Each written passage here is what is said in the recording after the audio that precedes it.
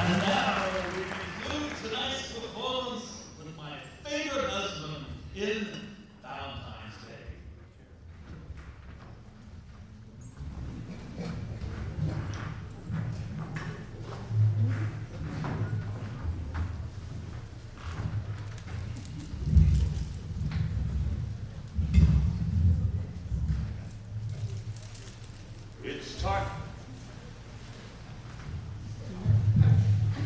It's time for my favorite husband.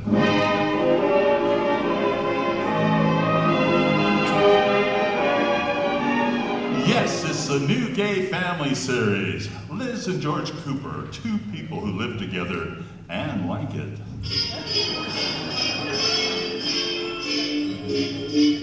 And now, let's look in on the Coopers. It's 3 days before Valentine's Day. Well, she's been hinting about it all morning, but George doesn't seem to notice. And now, at breakfast, Liz is making one last try by arranging her toast crust in the form of a heart.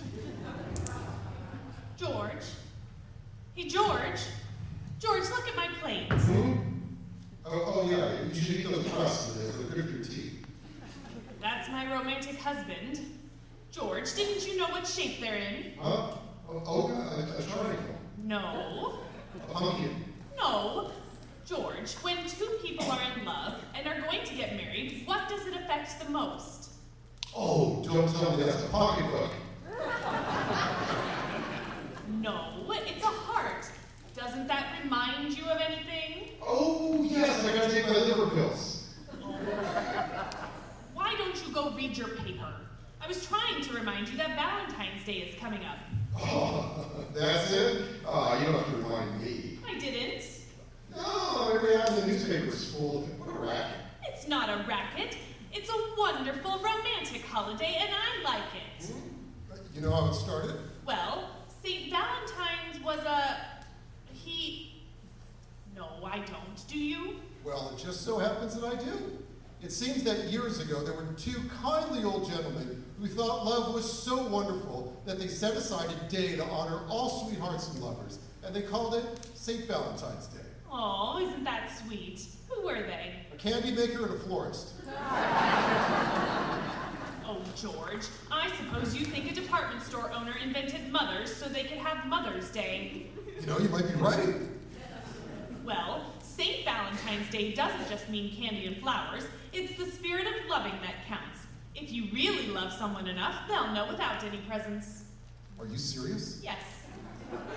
Liz, I love you. You mean no presents? No, I love you too much. But George, what's Valentine's Day without candy and flowers? I thought so. You know the real reason I like Valentine's Day? Yeah? Because it's just such a good excuse to be all mushy and gushy about you. Yeah? Well, what's your excuse for the other 364 days? You're mushy all the time. Yeah, but on Valentine's Day I can be mushy and loud. I love you, George! Liz, keep quiet! I love you, George! Liz, stop! What about Katie? Katie loves you too, George! Oh, what about the lady next door? What about the lady next door? Well, she might hear you. No, simmer down. All right, I'll be quiet. I love you, George. That's better. Do you love me, George? Yes, I do. I'm glad to hear that, George. Anybody want more coffee? Oh, thanks, Katie. No, thanks. What are we whispering about? Well, it was just a joke, Katie. We were kidding about Valentine's Day. Kidding? You should never joke about Valentine's Day. Oh, it's a beautiful occasion. Why, Katie, I think you've got a boyfriend. Well, I have been working on a Valentine poem. And I'm going to give it To whom? I'm going to give it to... Is that his first name or his last name? Oh, Mrs. Cooper. It's for Mr. Dabney, the butcher. Oh, old heavy thumb. Is the butcher your boyfriend, Katie? Well, sort of. Ah, that explains why we've been able to cut the steaks lately. Well, he isn't exactly my boyfriend, sort of liked him. Well, you could do worse than Mr. Dabney. He's quite attractive and a very good butcher. Well, some people may have better beef, but his liver is good, and no one has oxtail and pig's feet like his. Say, what's it cost to see him?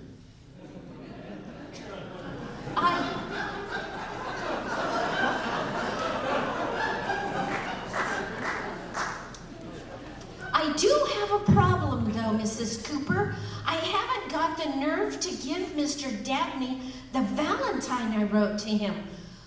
Would you go shopping with me today and give it to him for me? Why, sure, Katie. Anything to help out romance. Oh, thank you, Mrs. Cooper. I'll go finish it. Liz, are you going to start playing Cupid again? Now, you know what happened Now, George, what could happen from handing him a Valentine for Katie? I'll not only help out their romance, but he'll give us better meat. This isn't just an affair of the heart. There are a couple of stomachs mixed up in this, too.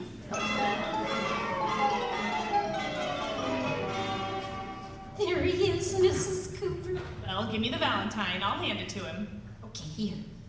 What have you got on this, Katie? Well, I wanted to send it with the odor he'd like. But it's all soggy. Would you do soak it in perfume? No, bacon grease. Well, that's romantic. Well, give it to me.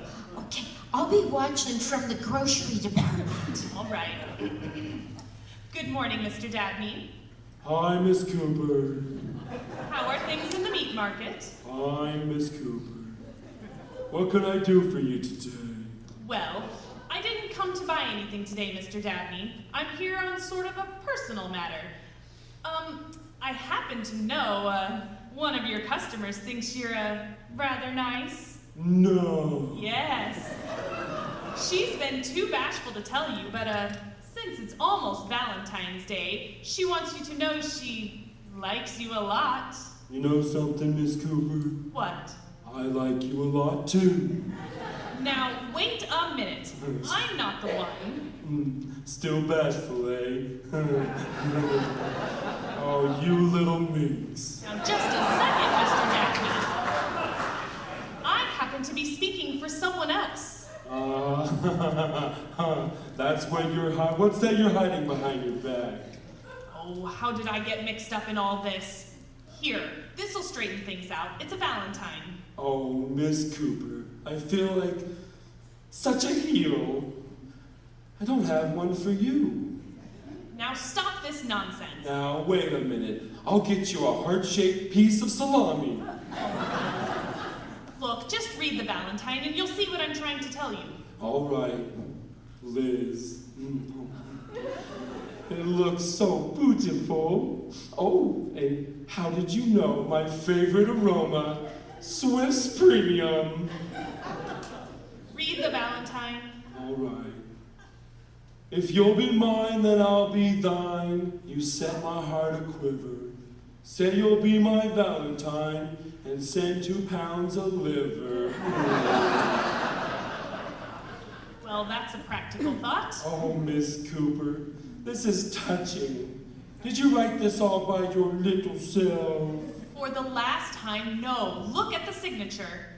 Well, it's signed, your bashful redhead. Oh, no! Katie!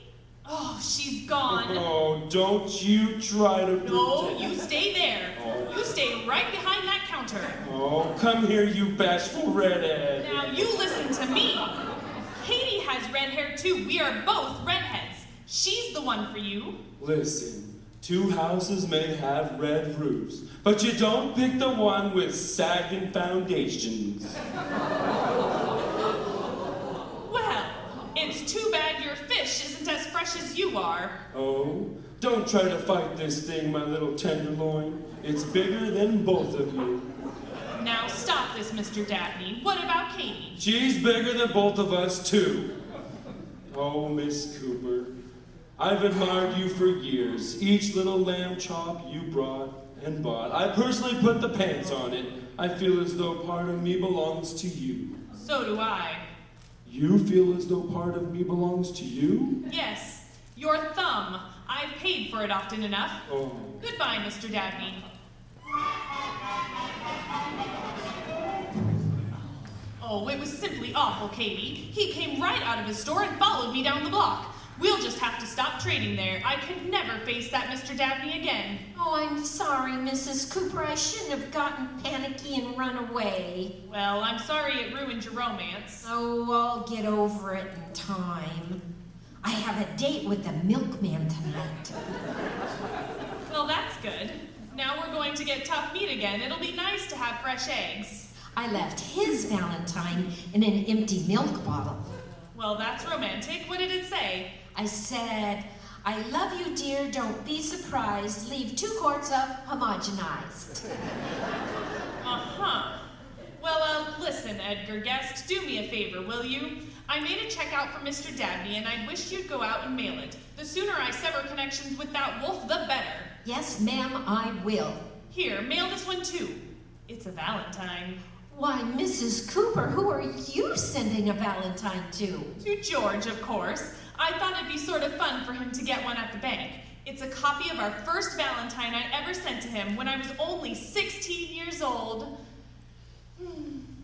Oh, here you are, Katie. Better hurry. They pick up the mail soon. Oh, all right. I'll get my coat and go right away. Better wear your gloves. That Valentine's pretty hot. Hi, Liz. George, what are you doing home in the middle of the afternoon? No, You've been fired. No, You quit. No. You're sick. No, I feel The fine. bank burned down. No. Well, isn't that just like a man comes home early and won't give you a word of explanation? Well, give me a chance. Let me get in the house. You talk so much the breeze keeps blowing me back out the door. All right, come on in. I'm going to Chicago for a couple of days on business, and I have to pack and catch the 4 o'clock train. Oh, good. I'll go with you. Oh, sorry, honey. Mr. Attenberry has a new rule. No wives along on business trips. Well, he took his wife along on his last trip. That's when he made the new rule. Well, I'll go pack for you. Oh, wait a minute, George. You'll be back by Monday, won't you? No. Oh, dear. We'll see you in a minute, George. Hey, where are you going? Down to the mailbox. I have to see a man about a letter.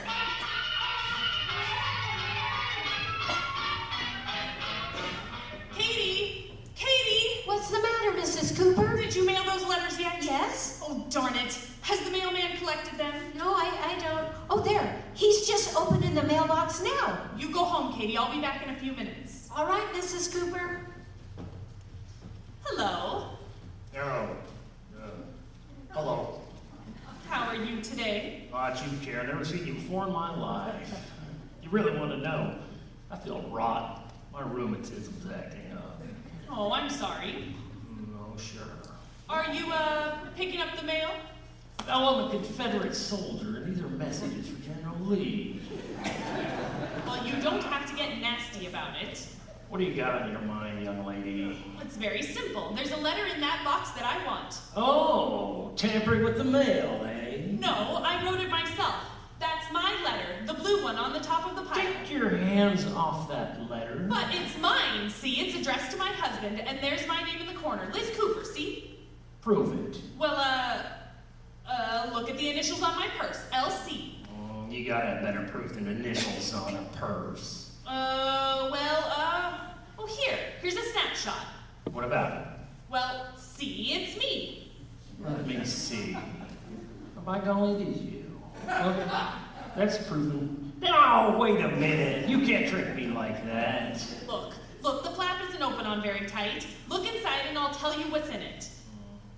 Well, I'll just peek in here and see. It's a Valentine I sent to my husband. Valentine, eh? Yes, Don't look like her. Aha! Just as I thought. Trying to rob the United States mail. Young lady, you could go to the penitentiary for this. What? There's no Valentine in this envelope at all. There isn't? No, it's a check made out to Mr. Dabney, the butcher. Oh, good heavens. That means Mr. Dabney is going to get the Valentine I sent to George. Oh, quick. Look for another letter made out to Mr. Dabney. Oh, no. These letters are going on their way. Legal.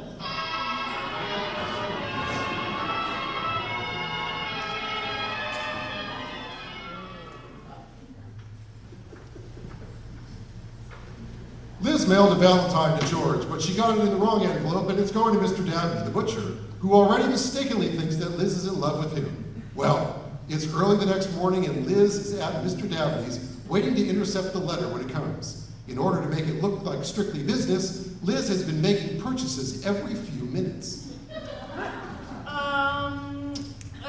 Mr. Dabney, I think I better have 2 more pork chops, please. Miss Cooper, you already bought a roast, 2 pounds of bacon, 3 steaks, 4 lamb chops, 5 veal cutlets, and some liverwurst.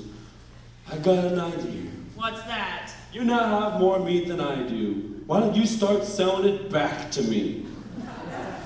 Never mind the attempt at humor, Mr. Dabney. By the way, when does your, mailman get here? Look, Miss Cooper. Red.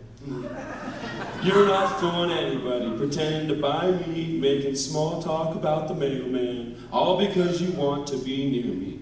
Come on, admit it. Mr. Dabney, I don't like you. I don't like your looks. I don't like your manner. And I think you're completely revolting. Well, that's right. Make love to me. Oh, thank goodness. Here comes the mailman. Morning, Mr. Dabney. Here's a letter for you. I'll take that. Oh, it's you again. Young lady, you must curb this impulse to grab every blue envelope you see. That letter's for me. But it's mine. I wrote it. It's got my name on it. There's a Valentine inside. That's the same story she told me yesterday. Miss Cooper, you sent me another Valentine. I have not. It's all a mistake. That's the same story she told me yesterday. I don't think she's got all her buttons.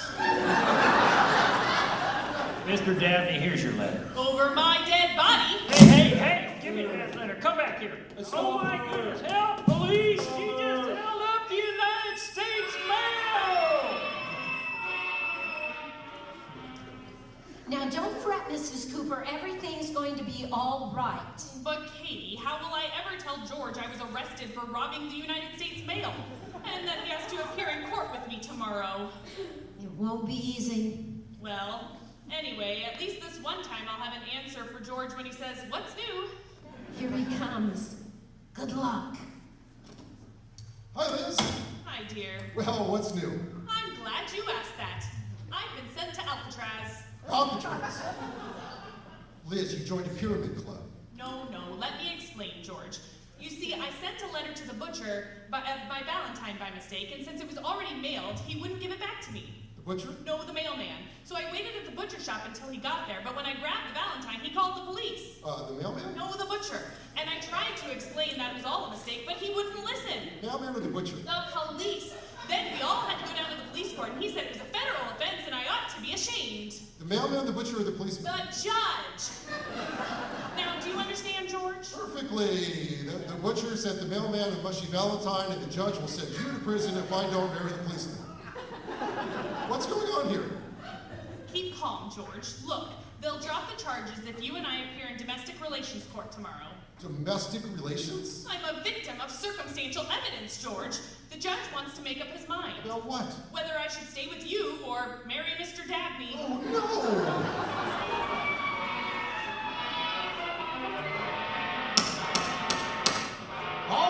All right. The domestic relations court will come to order. Now, Mr. Cooper, if you and Mrs. Cooper will sit on this side of the table. All right, George Skinner. But I tell you, there's really... Please! And you, Mr. Dabney, over here. Okay, Judge. Hiya, Red. Drop dead. What does he mean, red? Oh, Please, Mr. Cooper, we must control our feelings. Now, I have studied all of the facts in this case, kindly supplied to me by Mr. Dabney. great. And before we start, I want you all to realize that there is no problem too big to solve. Into every life a little rain must fall. Every cloud must have a silver lining, and it always is darkest before the dawn. Well, now that we've had the weather reports, let's get on with the case. Please, Mrs. Cooper, I want to start this hearing with an open mind, bearing no prejudice towards either party. Uh-huh. Now, when did you first realize you were in love with Mr. Dabney? Wait a minute. I am not in love with Mr. Dabney. Ah! She finds me irresistible. She wrote me 2 Valentines, She hung around the store all morning. That wasn't because I'm in love with you. I was waiting for the mailman. Please, one grimy amour at a time. Look, Judge, this is all a mix-up. I know the whole thing. I have the whole thing. Please, Mr. Cooper. No tears. Don't talk about it if it hurts. Let me review it for you. I'll recreate the scene.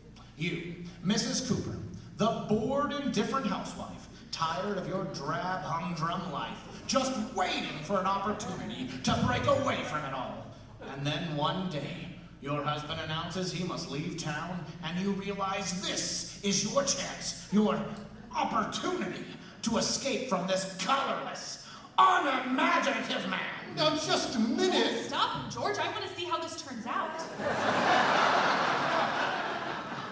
No, this is a lot of nonsense. There's no basis for this whole business. Are you forgetting this Valentine your wife wrote to her lover? No, she wrote that to me. Oh, Mr. Cooper, you are a hard loser. Mrs. Cooper, I suggest you read the Valentine. All right. Dear sweetheart. That's me. That's me. Please. The way this woman operates, it could be me. Continue, Mrs. Cooper. Thank you. Dear sweetheart, I'm under your spell. I love you more than tongue can tell. Tongue. 59 cents a pound. A good point, Mr. Dabney. Continue, Mrs. Cooper. Thank you.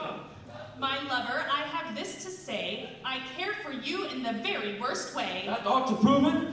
Lover's worst. No, that's just a coincidence. She wrote this to her husband, not to the butcher. I must say, she writes a Valentine with a lot of meat in it. Continue. My love for you is not phony. This Valentine is... no baloney. That proves it. It certainly does. Well, George, it's been nice knowing you. If you ever need any meat, come and see us. Now, just a minute. You're not going to get away with this. I love Liz. I've been married to her for 10 years, and no judge or butcher or anyone else in this world is going to take her away from me without a fight. Why, George! You understand? I'll now hand down my decision. I award the custody of Mrs. Cooper to Mr. Cooper. Hooray! You got my custody! Hey, what's the big idea, Judge? Well, Mr. Dabney, I think Mrs. Cooper is in love with you, but we must think of Mr. Cooper.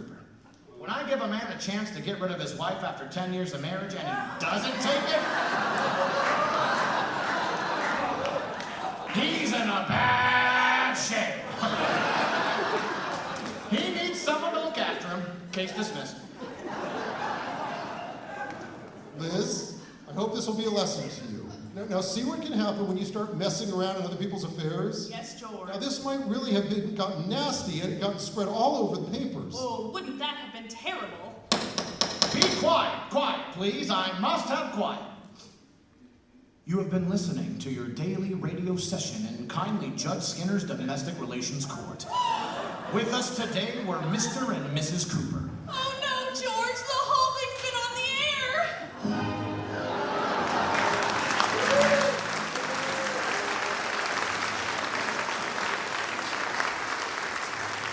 Thank you for being here tonight.